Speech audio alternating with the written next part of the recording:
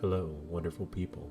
As we start the new year, I thought I'd begin with sharing a perspective from an Australian official disseminating the approach taken by the US military and other three-letter agencies dealing with the phenomena.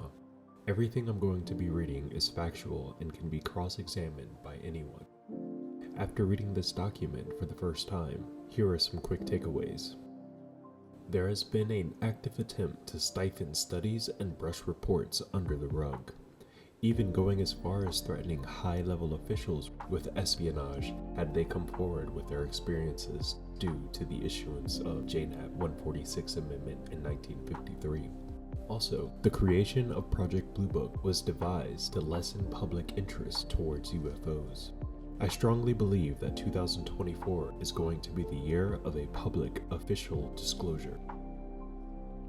We've already had a congressional admittance to the existence of non-human intelligence with the UAPDA bill, which was signed by the president that referenced non-human intelligence twice, a bill that was gutted from its previous write-up crafted by Senate Majority Leader Chuck Schumer and Mike Rounds of South Dakota. In their first rendition of the bill, they used the term non-human intelligence over 20 times, along with demanding eminent domain over any biologics and/or technology to be turned over to Congress out of privatized industries for proper oversight. Also, the original UAPDA gave a presidential select committee the ability to comb through all data retrieved on this matter, which would then be released to the public if it did not threaten national security, i.e. our capabilities and other high security matters.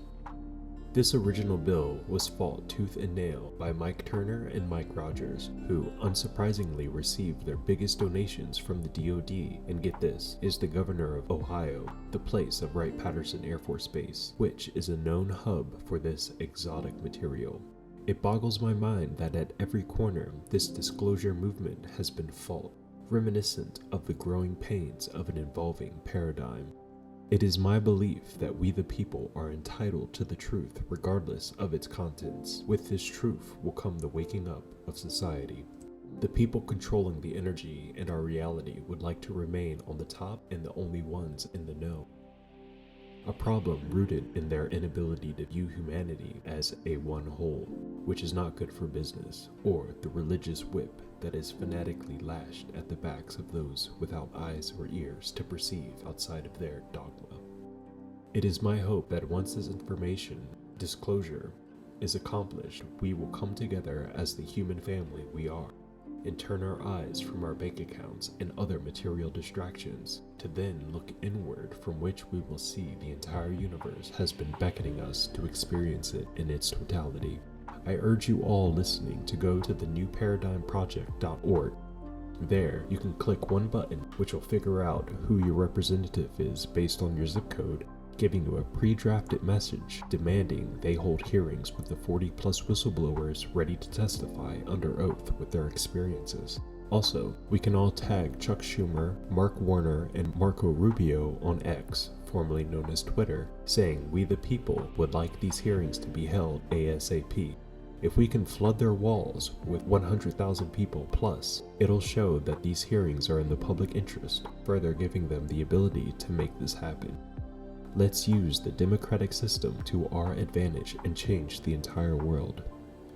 Well, with that said, let's jump right in. Also, please consider liking, commenting, and subscribing for more thought-provoking topics that are essential to the unraveling of the human story.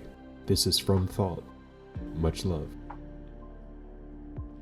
I'll be reading an actual document covering the Joint Intelligence Organization documents submitted by Australian government official Mr. Harry Turner that detail the narrative behind UFO secrecy and cover-up by the US Air Force, CIA, and other groups from the early 1940s onward.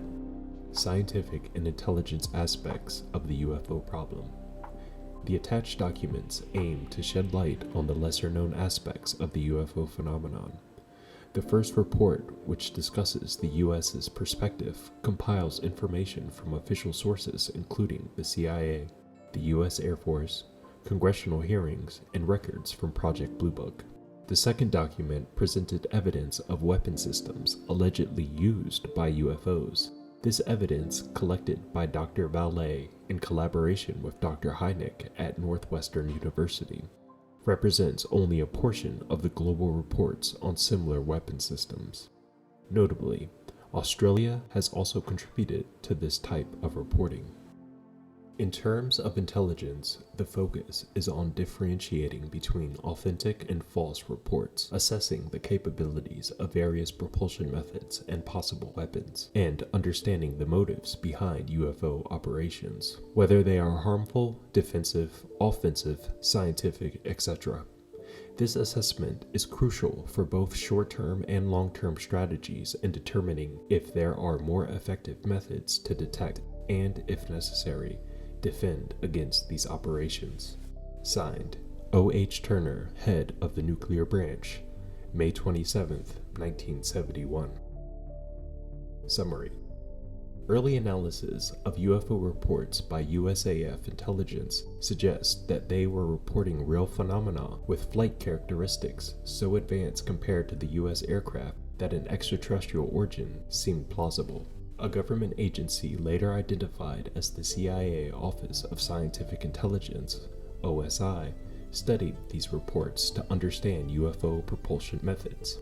At that time, OSI was responsible for intelligence on foreign nuclear and missile research and development. The CIA grew concerned about the overload of military communications during the mass sightings of 1952, fearing that the USSR might exploit such a situation. Consequently, in mid-January of 1953, OSI, through the Robertson Panel meeting, convinced the USAF to use Project Blue Book as a means of publicly debunking UFOs. Later, funds were allocated for the ARVO Advanced Saucer aircraft and an anti-gravity power program. Initiating such programs decades ahead of normal scientific development suggests that the US government recognized the existence of advanced aircraft using gravity control propulsion. Another motivation might have been the fear that the USSR would achieve this goal before the US. By creating a facade of ridicule, the US aimed to calm public alarm, reduce the chance of the Soviets exploiting UFO sightings for psychological or actual warfare, and cover for the real US program developing vehicles with UFO-like capabilities. The RAAF, along with many other countries, only acknowledged the USAF's public facade, seemingly accepting the associated information without question. However, this information has been widely discredited by retired U.S. service personnel involved in UFO investigations, as well as by scientists and private citizens. The Condon Report's conclusions are inconsistent with its contents and have been discredited by many reputable scientists, including the USAF's UFO scientific consultant. Following the Condon Report's recommendations, Project Blue Book was terminated, but this likely had little impact on the main program. Australia's lack of an informed perspective on the true nature and potential consequences of UFOs is concerning. We need an intelligent viewpoint to assess the problem, a scientific viewpoint to extract valid data from reports, and a public relations viewpoint to satisfy public interest. To address these shortcomings in Australian UFO investigations, it seems prudent to consider the RAAF's suggestion for another government department to take over the responsibility for investigating and analyzing UFO reports. U.S. official attitude to UFOs. In June 1947, the Air Technical Intelligence Center, ATIC, near Dayton, Ohio, took on the responsibility of investigating the initial reports of flying saucers. Within a month, it was believed that these phenomena were real and potentially of Soviet origin.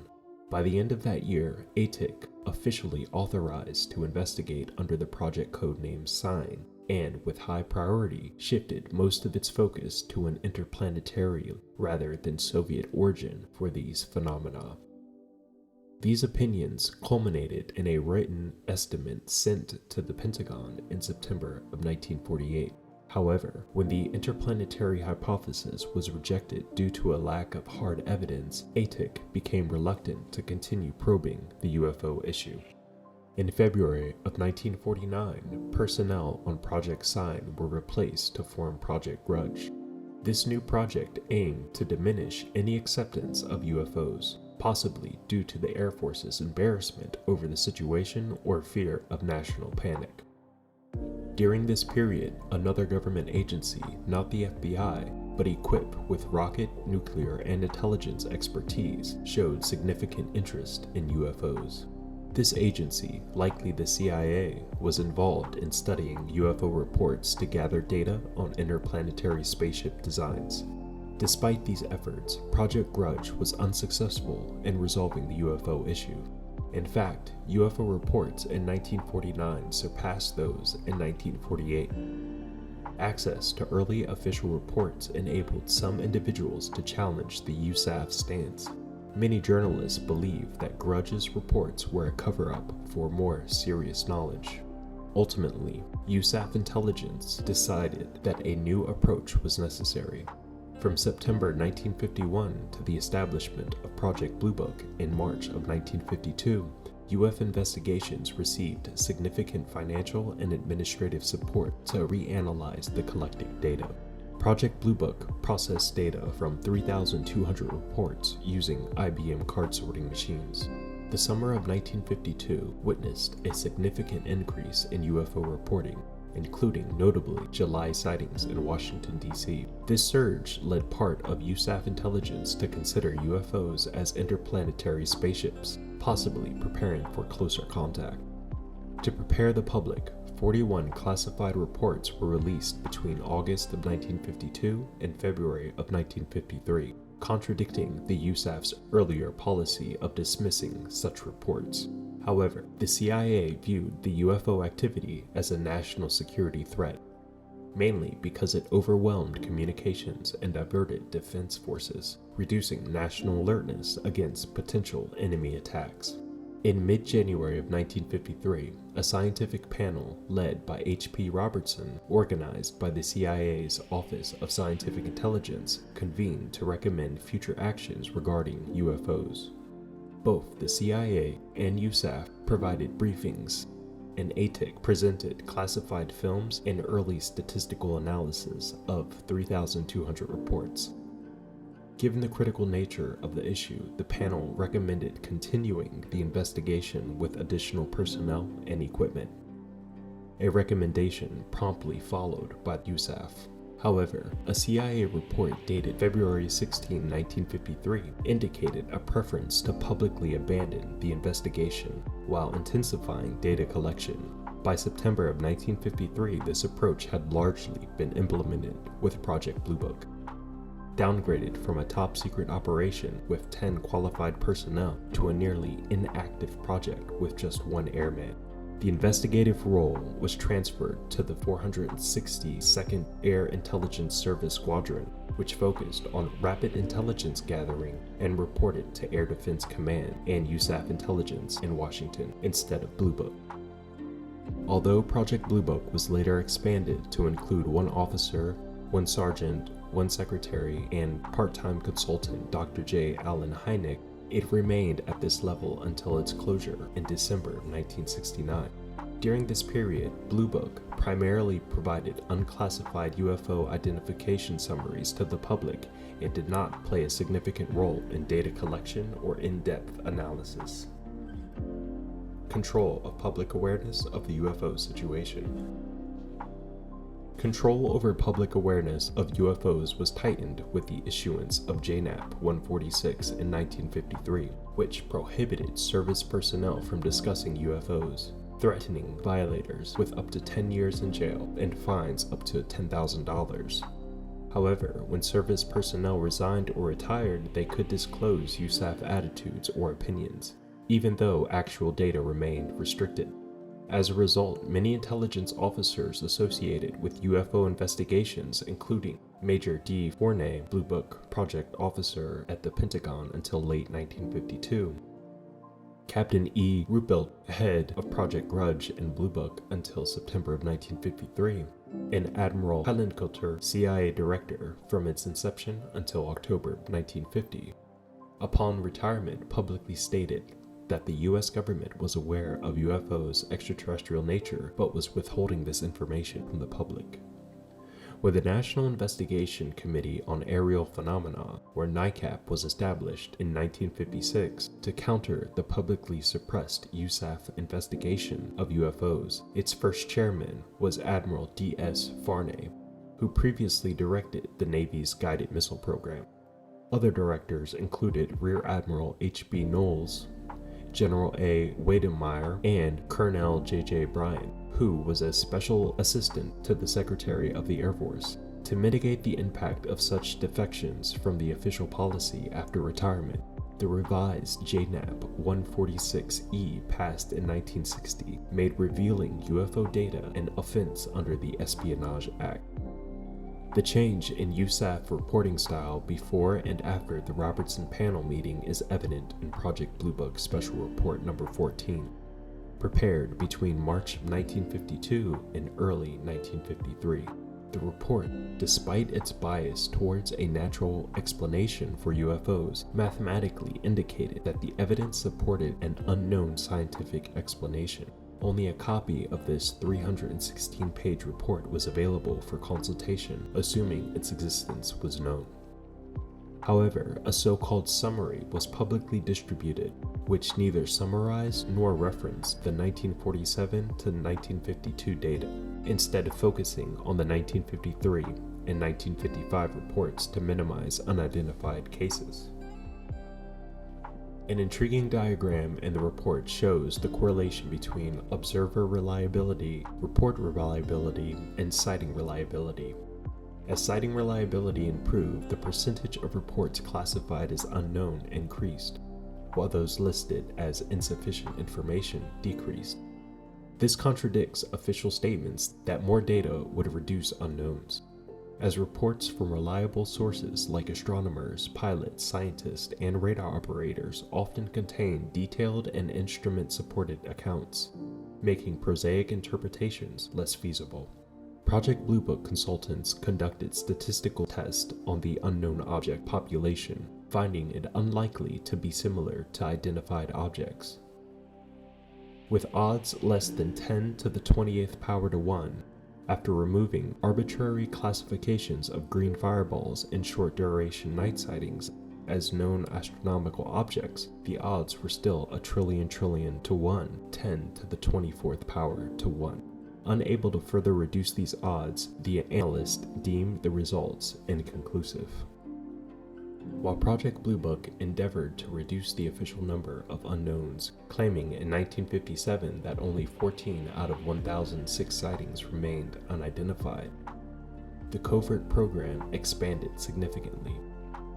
The government agency, likely the CIA, which had been collecting data on UFO performance and propulsion methods from 1948 to 1952, presumably influenced US government funding of certain advanced projects. One such project was the Canadian Arvril.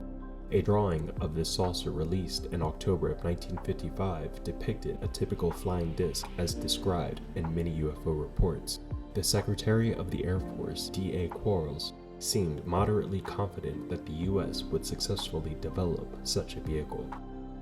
A more astonishing decision by the US government was to allocate considerable funds to investigate gravity and means of controlling it, despite the scientific community not yet having the competence to tackle gravity or anti-gravity issues. And with Einstein's unified field theory still incomplete at his death, the US supported 6 universities and government agencies in a vigorous effort to solve the problem. Notably, theories on UFO propulsion at that time involved a combination of gravity control and electromagnetic propulsion. In 1955, due to the insufficient staff for the project, an urgent call was made for theoretical physicists and mathematicians from atomic energy research establishments.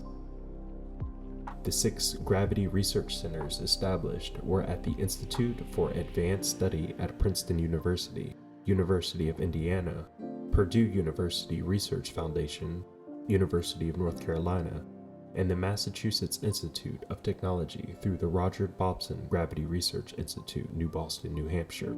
This institute, a non-profit organization founded in 1949 with George M. Rideout as president, was part of the initiative to create a gravity motor. It was believed that a gravity differential was necessary, requiring the discovery of a gravity insulator, deflector, or absorber. By 1955, 485 essays had been written on this topic, with awards totaling $10,800 for original contributions.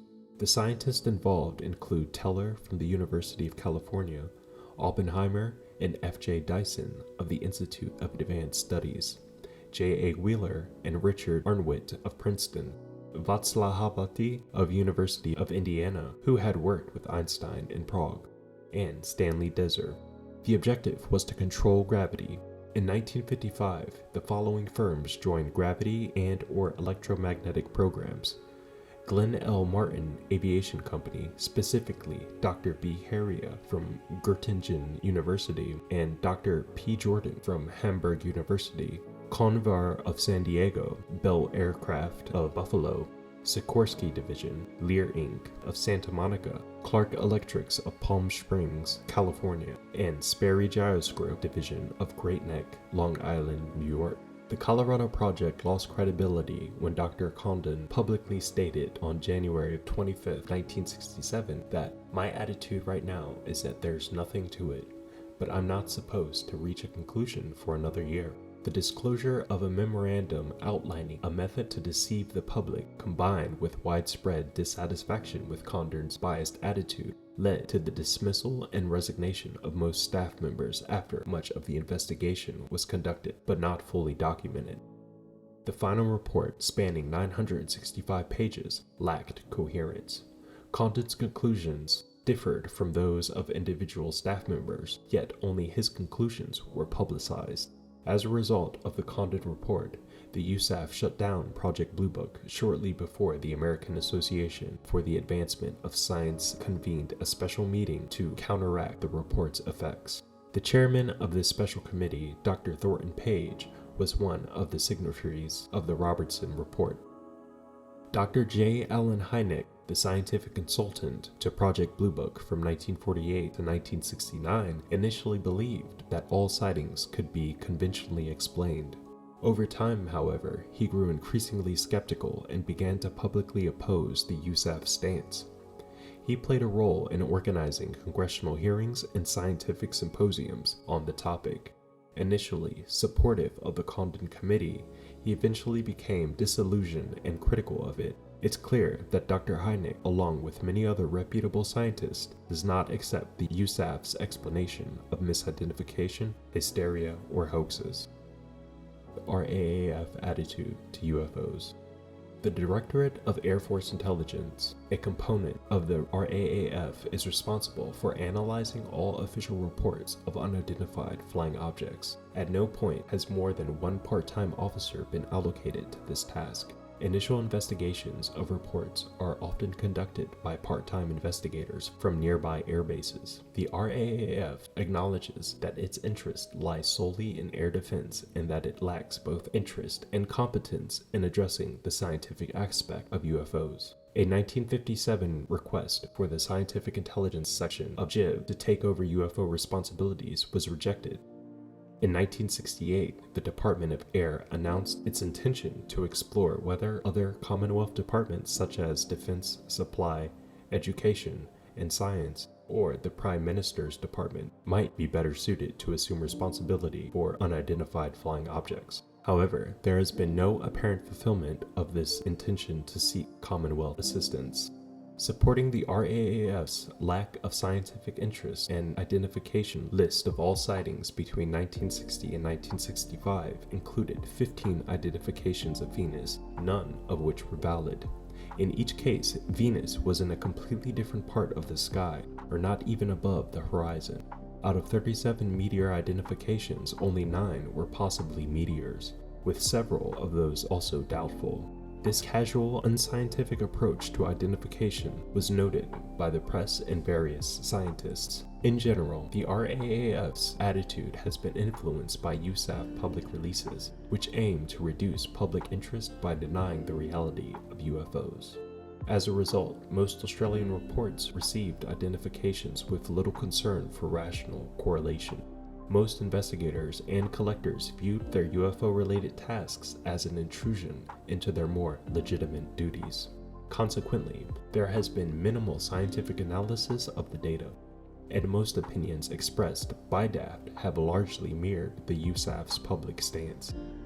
With the current reduced staff of DAFI, it's unlikely that UFO reports will receive any significant attention beyond filing. If Australia is to follow the US lead, then it would be preferable to adopt the USAF or CIA's approach of focusing on understanding the power sources involved. However, it may be more beneficial for Australia to act independently from the US and initiate a scientifically sound and intellectually honest program to unravel the UFO mystery. In undertaking such a venture, working more closely with the public than is customary in the US and UK might prove valuable. So wow, all of that information was made by somebody who was like the head of the nuclear branch. And quick summary for what I just read for everybody. It's obvious that the US has put resources to understanding the UFO phenomena, at the same time downplaying the actual existence of UFOs. It seems like they've been doing everything they can to make sure that people who are in the know will not speak about what they know and go as far as to reprimand them under the Espionage Act if they speak out. Because a lot of the high-level officials who were part of the UFO investigations was telling the public that they know that they're UFOs, but they're not telling you without revealing any of the significant data that they have collected. It's so obvious that there is a phenomenon that's going on in the world that is actively being suppressed.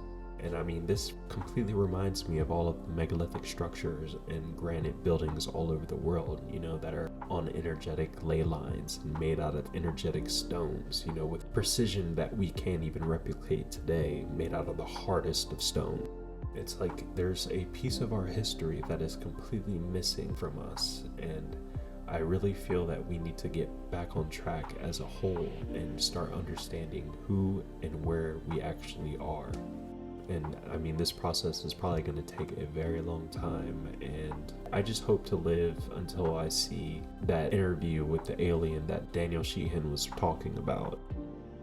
I literally think that this year is going to be the year where we're going to see on the TV like, oh shit, there's an alien, and it's just going to become a normal part of us if we don't end up like going into some sort of like fucked up dystopian world, which I feel is like on the horizon. And if that's the case, then I hope that the aliens come and they give us all a message like, hey, just chill, we're going to revamp your society and you guys are going to be good. This whole system that you guys have got going on right now is completely unbalanced. You've got people living on the street, people going hungry, people in wars that they don't even really care about, and they will fix us. But at the same time, all of these problems might be something that the human species needs to evolve out of on its own so that we can realize our true place in the universe.